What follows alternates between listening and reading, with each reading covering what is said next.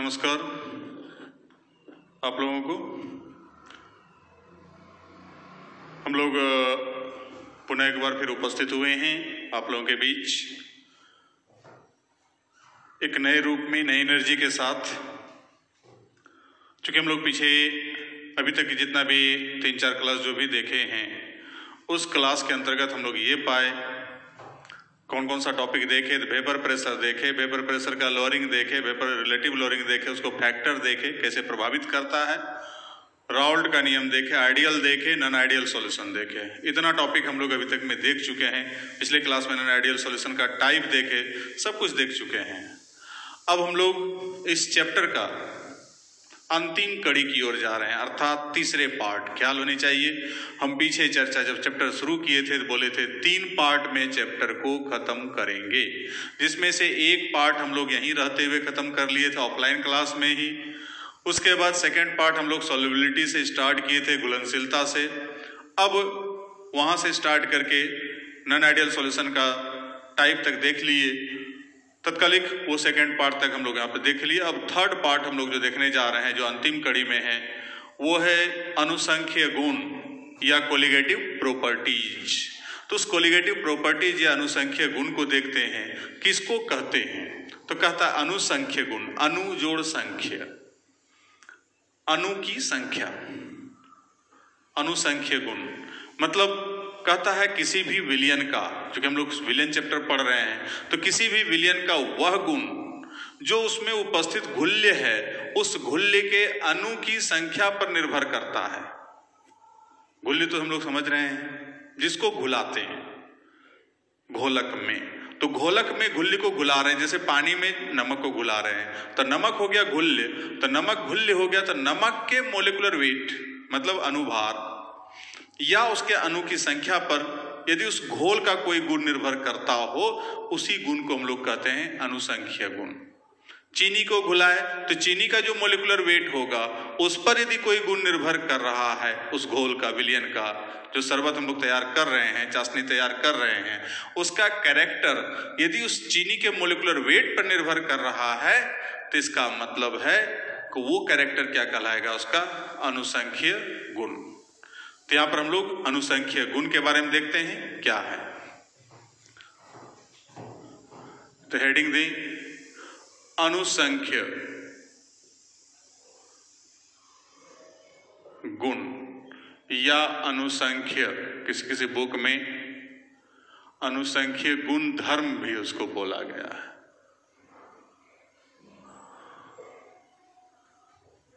Colligative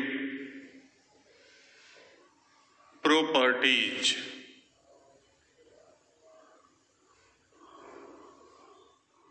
तो कहता है किसी विलयन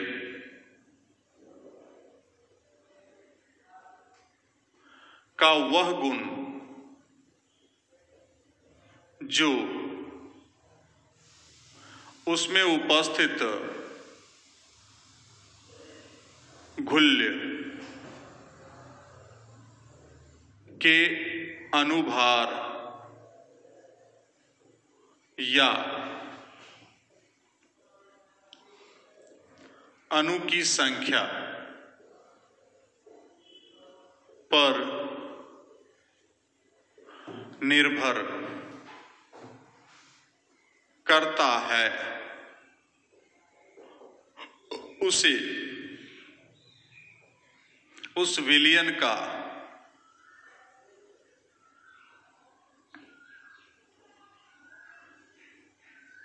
अनुसंख्यीय गुण कहा जाता है।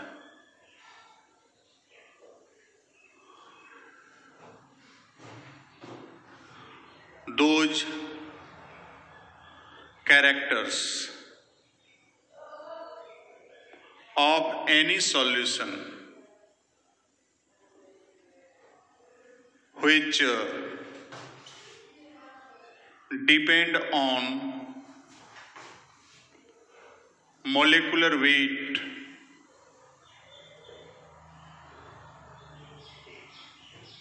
or number of molecules of solute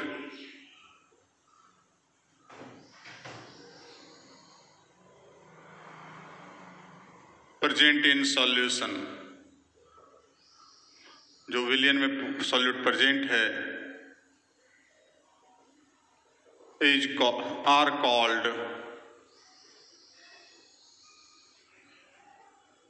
colligative properties.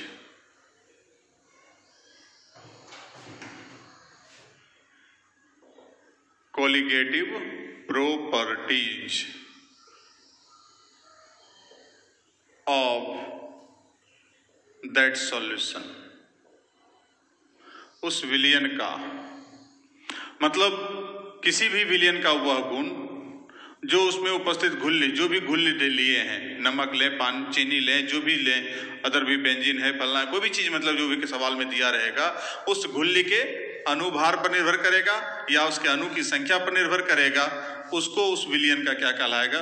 अनुसंख्यीय गुण या अनुसंख्यीय गुणधर्म कहा जाएगा।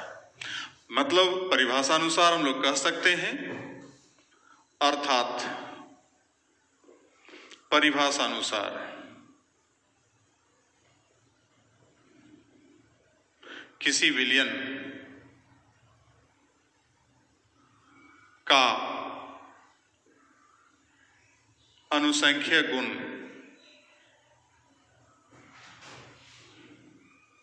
हमेशा घुल्ली के अनुभार पर निर्भर करेगा। मतलब गारंटेड है, निर्भर करना है तो करना है।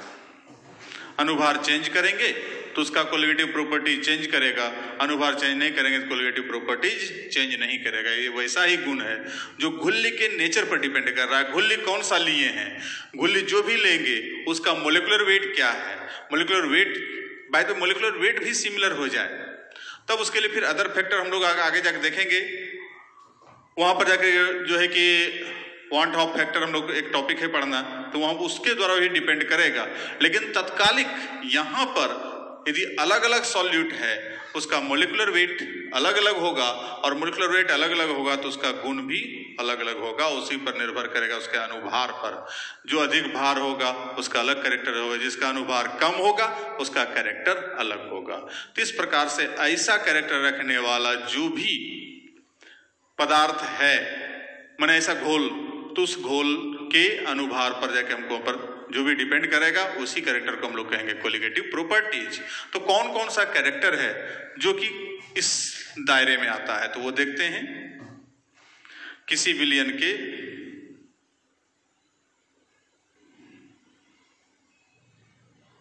निम्नांकित अनुसंख्यीय गुण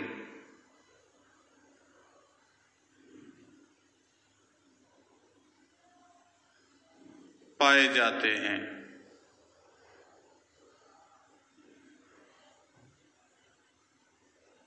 पहला,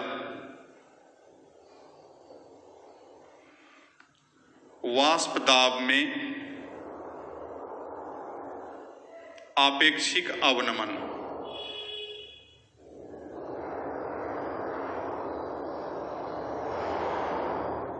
इंग्लिश में इसको बोलते हैं relative lowering in vapor pressure।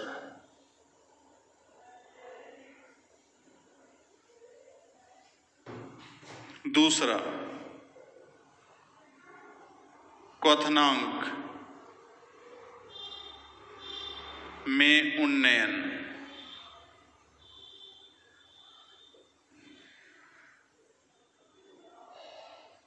Elevation in boiling point।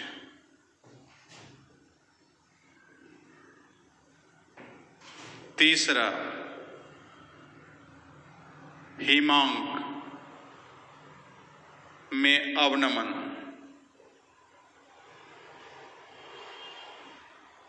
Depression in freezing point.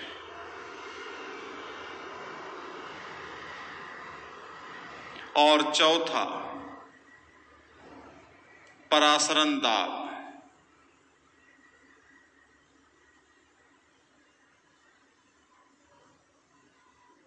Osmotic pressure.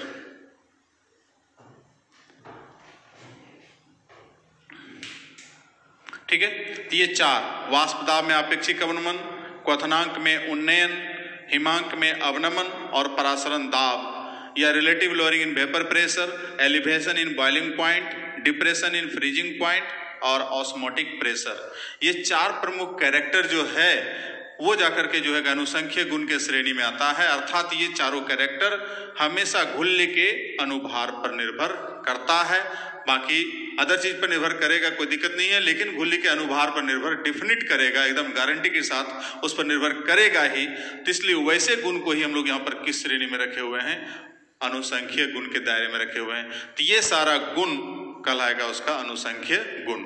अब यहाँ पर क्वेश्चन क्या उठता है, तो क्वेश्चन उठता है अनुसंख्यीय गुण से आप क्या समझते हैं। क्वेश्चन आया हुआ है बिहार बोर्ड के क्वेश्चन बैंक बोर्ड आके देखेंगे आप, तो वहां पर आया हुआ क्वेश्चन है 2 नंबर के क्वेश्चन में, लघुत्तरीय वाला में। तो ये क्वेश्चन वहां पर पूछता है और पूछा भी जा सकता है, आगे के लिए आपको इंपॉर्टेंट है।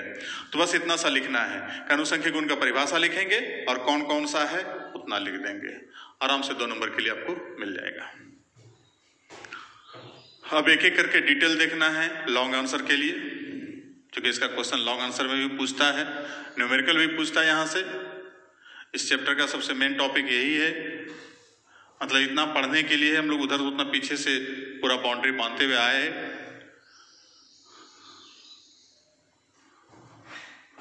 तो इसी चार को मेन रूप से ध्यान से देखना है।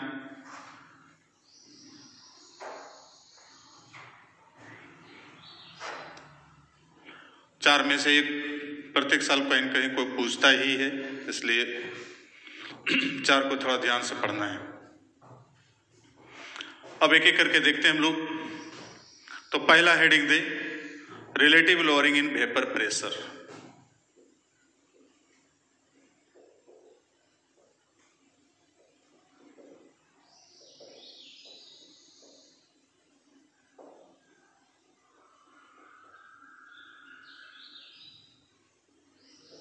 वाष्प दाब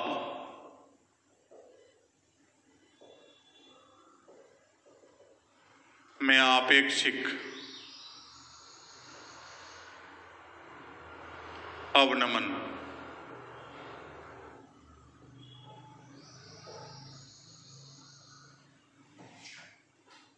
वाष्प दाब में आपेक्षिक अवनमन, relative lowering in vapour pressure. तो क्या है वाष्प दाब में आपेक्षिक अवनमन, उसको हम लोग थोड़ा जान लें। कहता है कि पीछे जो हम लोग परिभाषा पढ़ चुके हैं इसका, जो बताए थे वहां पर कि जब शुद्ध घोलक का वाष्प दाब P0 A है, उस समय वाष्प दाब में अवनमन हम लोग को प्राप्त हुआ था डेल्टा P।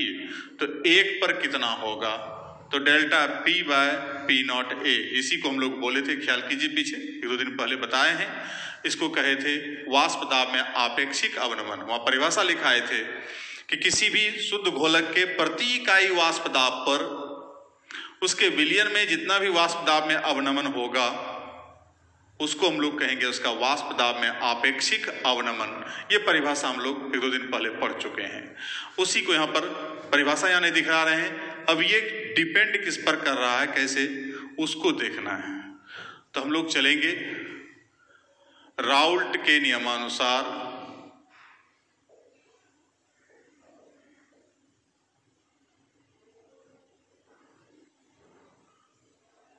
किसी विलयन के वाष्प दाब में आपेक्षिक अवनमन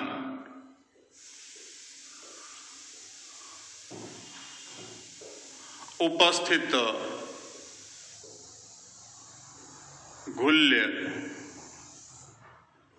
के मोल प्रभाज या इसी को मोल अंश बोले थे, या इसी को हम लोग अनुभिन्नांक बोले थे।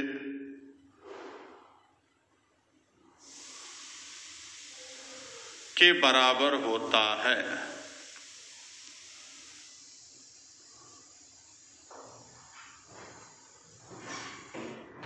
ओके, कि कोई भी घोल का जो है वाष्प दाब में आपेक्षिक अवनमन का मान जो है ये बता चुके, मैंने ये तो इसको पहले हम जान चुके हैं। अब कहता उसका मान जो होगा, वैल्यू जो होगा वो किसके बराबर होगा?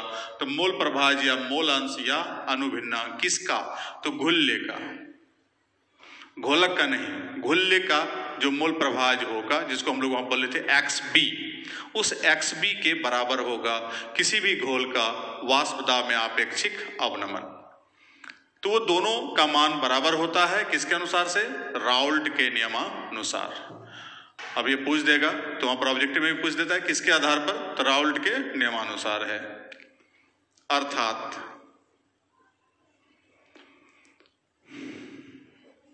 वाष्प दाब में आपेक्षिक अवनमन बराबर घुल्ले का मोल प्रभाज। यही कह रहा है ये नियम। माना कि किसी विलयन के वाष्प दाब में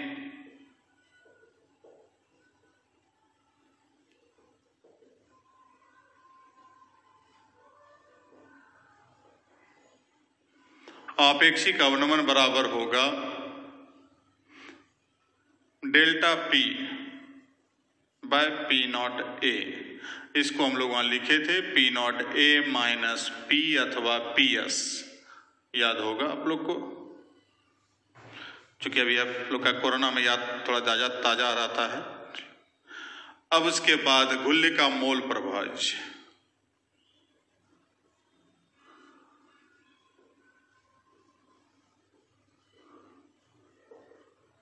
बराबर XB। इसलिए नियमानुसार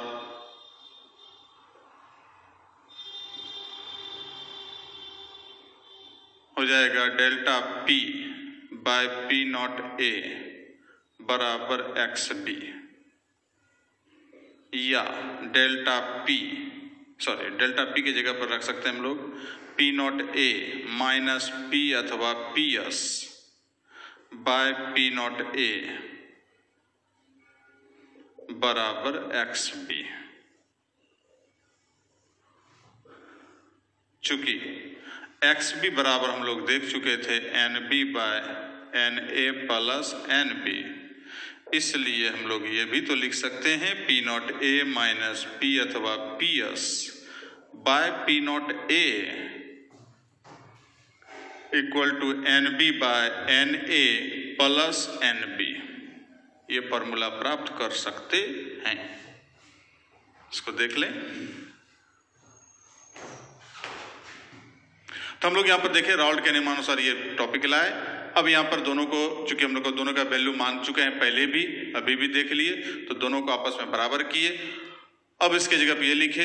अब उसका XB बराबर हम लोग ये भी जानते हैं, तो उसके जगह पर हम लोग इतना लिख सकते हैं, कहीं कोई दिक्कत नहीं है। पहले का टॉपिक पढ़ा हुआ है, मोल प्रभाज भी पढ़ा हुआ है, आपेक्षिक अवनमन भी पढ़ा हुआ है। उधर सवाल भी एक ठो बताए थे आपेक्षिक अवनमन निकालने का। तो ये जाकर के जो है कि हम आराम से इस फॉर्मूला को हम लोग यहाँ पर समझ गए। अब इसके बाद आगे बढ़ते हैं।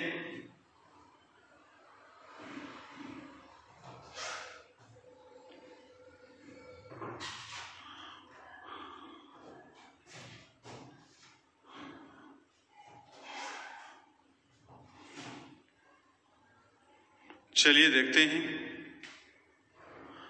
तनु विलयन के लिए। तनु विलयन हम लोग पीछे पढ़ चुके थे, शुरू में एकदम चैप्टर के शुरू में।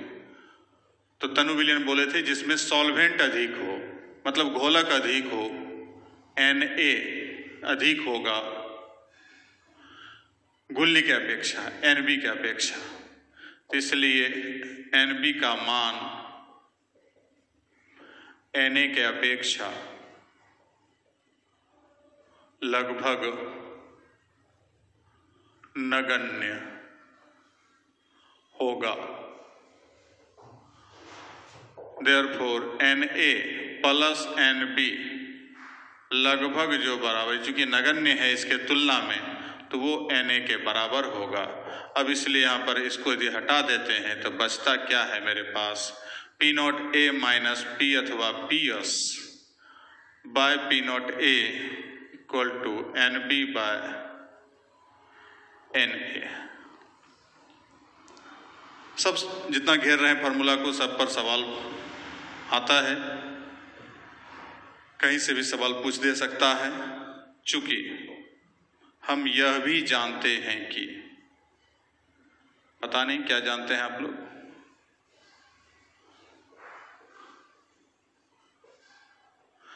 तो हम लोग ये जान रहे हैं Na बराबर WA बाय MA तथा NB बराबर जान रहे हैं WB बाय MB। जान रहे थे ना, हम लोग पीछे पढ़ चुके हैं कि Na बराबर क्या होता है, WA बटे MA, NB बराबर WB बटे MB। यहाँ तक तो किसी को दिक्कत नहीं होनी चाहिए। अब इसके जगह पर यहाँ पर इसको रख दें तो फाइनल फार्मूला प्राप्त हो जाएगा P not A minus P अथवा PS divided by P not A, NB के जगह पर WB बाय MB, इधर WA by MA, finally P not A minus P अथवा PS by P not A equal to WB MA WA MB। Final equation प्राप्त हो गया। Relative lowering in vapour pressure बराबर हो गया WB MA WA MB के बराबर होगा।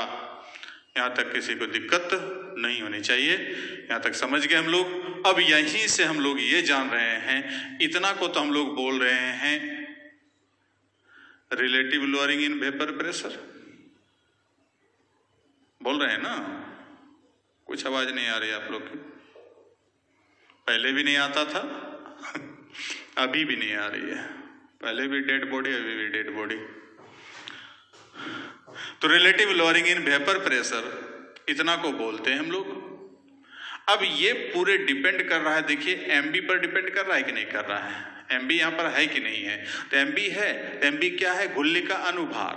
ठीक है, तो पहले डिटेल हम लोग सबको कर लें कौन कौन चीज क्या क्या है, ताकि आप लोग जो भी भूले होंगे सब एक बार याद ताजा हो जाए, सवाल बनाने में परेशानी नहीं हो। जहां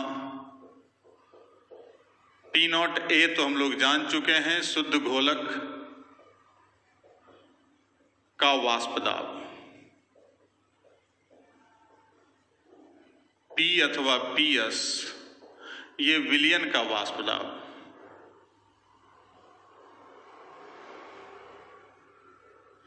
WA घोलक का भार, WB गुल्य का भार,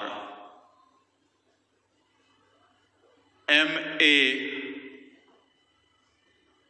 घोलक का अनुभार,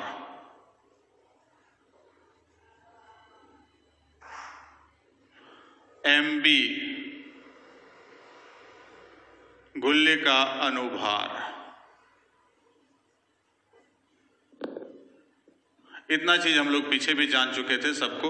अब यहां पर हम लोग देखते हैं कि MB है गुल्य का अनुभार, और कोलिगेटिव प्रॉपर्टीज का परिभाषा यही था कि वैसा गुण जो अनुभार पर निर्भर करे, गुल्य के अनुभार पर। तो हम लोग कह सकते हैं अतः वाष्प दाब में आपेक्षिक अवनमन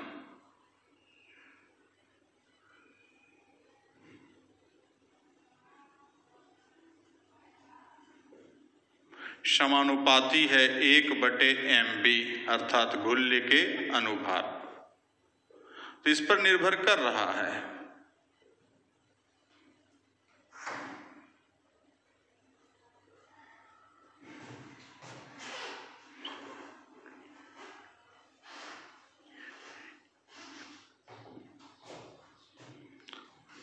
अर्थात यह साबित करता है कि, यही साबित करना है, ऐसा क्वेश्चन पूछता है।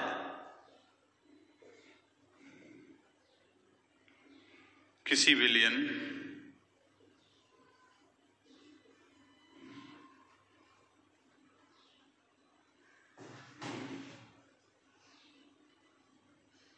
का वाष्प दाब में आपेक्षिक अवनमन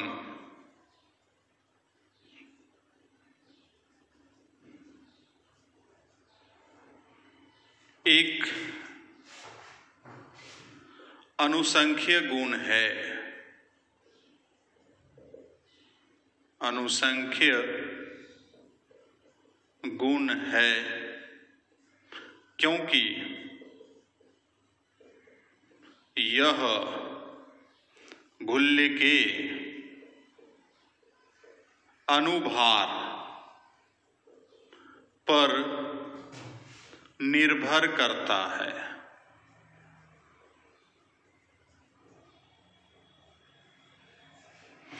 परिभाषा ये कहता है कि गुल्ले के अनुभार पर निर्भर करने वाला जो भी गुण होगा वो अनुसंख्यीय गुण कहलाएगा। तो ये निर्भर कर रहा है, अतः ये साबित कर रहा है कि अनुसंख्यीय गुण है। अब क्वेश्चन क्या आता है, तो क्वेश्चन जैसे कह दिया आपको कि किसी भी घोल के वाष्प दाब में आपेक्षिक अवनमन के लिए राउल्ट का नियम क्या है और उसका व्यंजक स्थापित करें। तो राउल्ट का नियम के साथ हम लोग पूरा व्यंजक तक स्थापित कर देंगे। अब उसके बाद दूसरा क्वेश्चन इसी को कह सकता है अथवा में कि साबित करें कि वाष्प दाब में आपेक्षिक अवनमन किसी विलयन का जो है क्या वो अनुसंख्यीय गुण है। तो हमको यहाँ तक ला करके फाइनल कर लेंगे। तो जो भी 3 नंबर या 4 नंबर क्वेश्चन में इसको आता है और साथ में न्यूमेरिकल डालता है, तो न्यूमेरिकल डालता है तो न्यूमेरिकल के लिए जस्ट हम लोग देख लेते हैं। अब यहाँ से न्यूमेरिकल चालू होगा तो प्रत्येक टॉपिक में कुछ न कुछ न्यूमेरिकल यहाँ देख लेंगे और आप लोग भी अपेक्षा करेंगे आप लोग से भी कि आप लोग भी रूम में जाके बनाएंगे। रूम में बनाने के बाद जो नहीं बनेगा व्हाट्सएप ग्रुप में सब जुड़े हुए ही हैं, वहाँ पर क्वेश्चन को डालें, उसका सॉल्यूशन आपको आज डालेंगे, हो सकता है कल तक में आपको मिल जाए। तो जब डालेंगे तो हो सकता है जब उनको टाइम मिलेगा तो हम उसको सॉल्व करके व्हाट्सएप ग्रुप पर ही आपको डाल दिया जाएगा। तो अपेक्षा करते हैं कि क्वेश्चन वैसा डालें, ठीक है। उसके बाद तो फिर देखते हैं, पहले सवाल देख लेते हैं 1-2 ठो, उसके बाद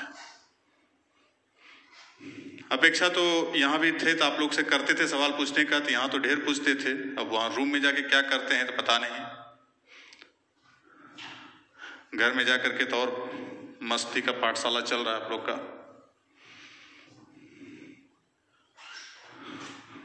ऑनलाइन क्लास के बहाने फेसबुक व्हाट्सएप चल रहा होगा, मम्मी पापा को ठग रहे होंगे। तत्कालिक यहाँ पर कुछ सवाल देखते हैं हम लोग। न्यूमेरिकल प्रॉब्लम्स,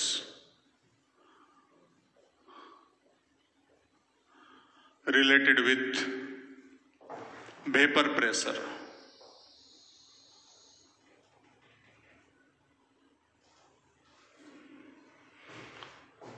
वाष्प दाब, सिर्फ वाष्प दाब से रिलेटेड देखना है, से संबंधित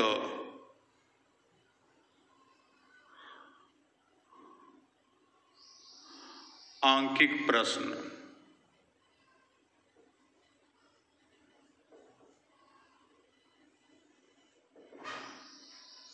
तो क्वेश्चन नंबर 1,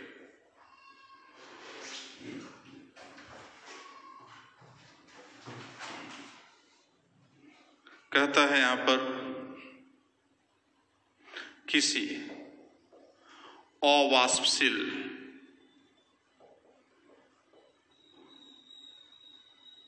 विलेय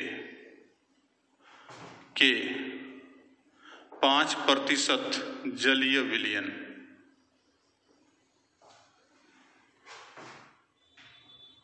का 373 केल्विन ताप पर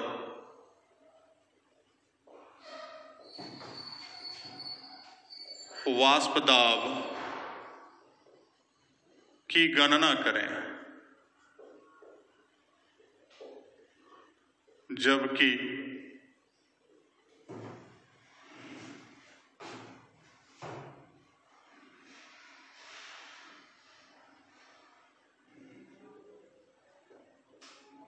गोले का अनुभार 60 है और शुद्ध जल का 373 केल्विन ताप पर वाष्प दाब बराबर 760 मिलीमीटर ऑफ Hg है। पारे के ऊंचाई के बराबर इतना। अब ये दिया हुआ है, हमको ज्ञात करना है क्या क्या। सो देखिए, ध्यान समझना है सवाल को कि कोई अवाष्पशील विलेय है, विलेय मतलब घुल्ले, उसका 5% विलयन है। तो प्रतिशत सांद्रण यहां पर दिया है, गिवन दैट प्रतिशत सांद्रण। तो प्रतिशत वाला सवाल पहले भी हम लोग बना चुके हैं, 5%। तो माना कि घोलक का भार, गोल का भार, तो गोल का भार हम लोग W लिए थे बराबर 100 ग्राम। परसेंटेज है इसलिए यहां पर क्या लिए, 100 ग्राम। इसलिए प्रश्न से गोले का भार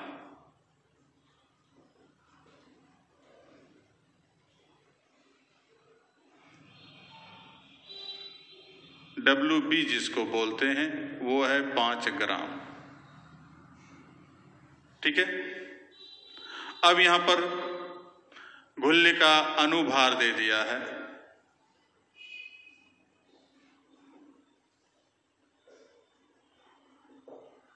MB, ये दे दिया है 60। शुद्ध जल का वाष्प दाब दिया है, जल का वाष्प दाब, टेम्परेचर से यहाँ कोई ताल्लुकात नहीं, खाली टेम्परेचर मिलाने के लिए, यहाँ 373, यहाँ भी 373 है, मतलब सेम टेम्परेचर पर काम हो रहा है। तो P0A बराबर यहाँ दे दिया है 760 मिलीमीटर ऑफ Hg। निकालना है घोल का वाष्प दाब बराबर P अथवा PS इक्वल टू व्हाट। ठीक है। अब ऐसे सवाल में हमको पहले फॉर्मूला जो हम लोग जानते हैं कि चूंकि फॉर्मूला क्या है, P0A माइनस P अथवा PS बाय P0A बराबर WB into MA WA into MB, यही फॉर्मूला है ना, लास्ट फॉर्मूला यही देखे थे हम लोग। तो इसमें हम लोग को P0A मालूम है, PS या PM को मालूम करना है, WB दे दिया है 5 ग्राम, WA अभी मालूम नहीं है, MA और MB मालूम नहीं, तो ये तीनों को मालूम कर लें। तो चूंकि WA बराबर हम लोग जानते हैं ये भी W माइनस WB, तो 100 माइनस 5 95। उसके बाद हम लोग यहां पर MA H2O का अनुभार, जलीय घोल है, देख रहे हैं ना यहाँ पर जलीय है, तो H2O का अनुभार, H2O का अनुभार पहले भी सवाल में बना चुके हैं हम लोग, 2 जोड़ 16 बराबर 18। MB हमको, ये इसको MA बोले, MB हमको मालूम ही है। तो ये सब चीज अब हमको मालूम हो गया, तब यहां पर रखेंगे 760 minus P bye P0A, sorry ये 760। अब इसके बाद WB मालूम है 5, MA मालूम है 18, WA मालूम है 95 और MB मालूम है 60। ठीक है। अब इसको आराम से हल कर लीजिए। ये तो यहां चला आएगा 760 माइनस P बराबर 18 पंचे 90 गुना 760 अब बटे 95 गुना 60। ठीक। अब यहां से इसलिए P बराबर हो जाएगा, यदि इसको इधर करते हैं, इसको इधर लाते हैं, तो P बराबर 760 माइनस, ये तो कैंसिल हो गया, तो 90 गुना 76 बटे 95 गुना 6, इतना को हल कर लेंगे, 760 में घटा देंगे तो इतना mm ऑफ Hg आंसर पूरा जाएगा। इतना तो हल कर ही लेंगे कि ये भी कर दें गुना भाग, पहले भी नहीं करते थे अभी भी नहीं करेंगे, अपने से कर लीजिएगा इसको। 90 गुना 76, इधर 95 गुना 6 डिवाइड करके यहाँ पर 760 में घटा करके P का मान निकाल लेंगे। ठीक है, एक सवाल देखें, इसके अलावा फिर और सवाल एक आध देखते हैं। लिख लिए होंगे आप लोग। चलिए दूसरा सवाल देखते हैं।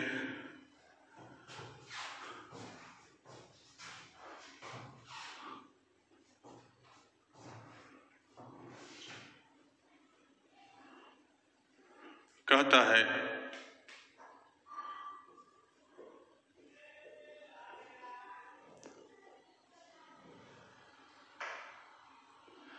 किसी विलयन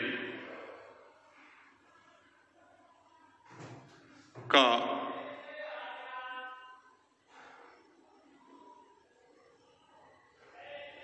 एक 100 डिग्री सेंटीग्रेड ताप पर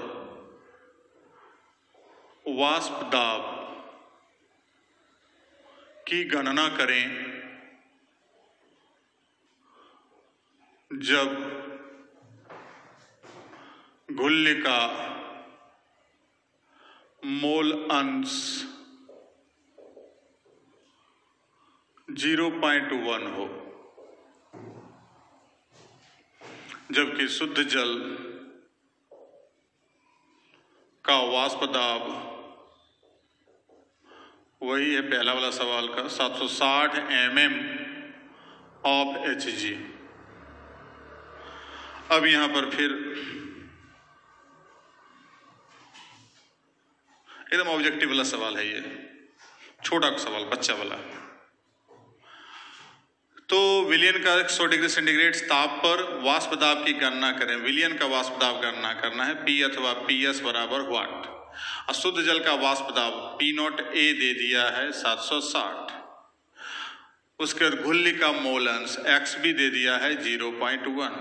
तो चूंकि हम लोग जानते हैं P0 A minus P by P0 A बराबर XB। अब यहां पर P0 A 760 minus P by 760 गुना बराबर 0.1। अब इसको सॉल्व करेंगे तो 760 माइनस P बराबर, इसको यहाँ ले जाएंगे तो 76 हो जाएगा, इसलिए P बराबर 760 माइनस 76 घटा देंगे 4।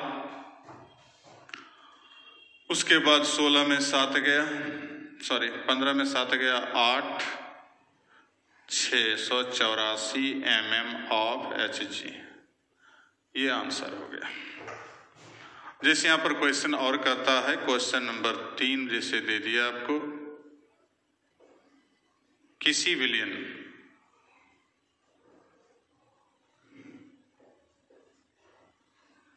का वाष्प दाब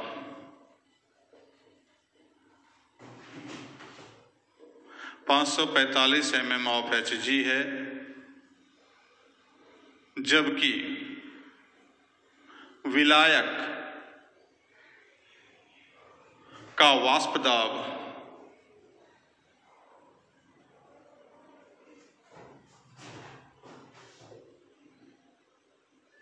575 mm ऑफ Hg है।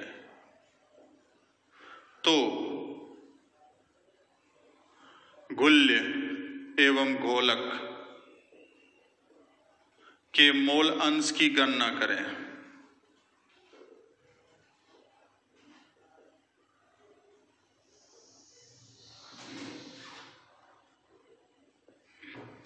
तो यहां पर जाकर के क्या क्या दिया है, तो विलयन का वाष्प दाब दिया है, P अथवा PS दे दिया है 545 mm ऑफ Hg, और P0 A दे दिया है 575 mm ऑफ Hg। तो इसलिए XB निकालना है, XB और XA इक्वल टू व्हाट। तो तो चूंकि फॉर्मूला है P not A minus P by P not A X B, अब यहाँ पर रख देंगे 575 माइनस 545 बटे 575 एक्स बी। अब निकाल लीजिए, एक्स बी का मान हो जाएगा, ये घटेगा तो 30 बटे 575, ये जो भी होगा 0 पॉइंट समथिंग निकाल लीजिएगा। और एक्स ए फिर हो जाएगा 1 माइनस एक्स बी, तो एक्स बी का मान यहाँ से निकाल के यहाँ पुट कर लेंगे तो आराम से बन जाएगा। तो दोनों चीज ज्ञात करके अपना ट्राई कर लेंगे। उसके बाद जो भी और सवाल होगा मतलब अपने से और बनाइएगा किताब से, जो नहीं बनता है उसको पूछेंगे, व्हाट्सएप पर डाल देंगे, उसको सॉल्यूशन बन के आपके पास पहुंच जाएगा। तब तक के लिए धन्यवाद।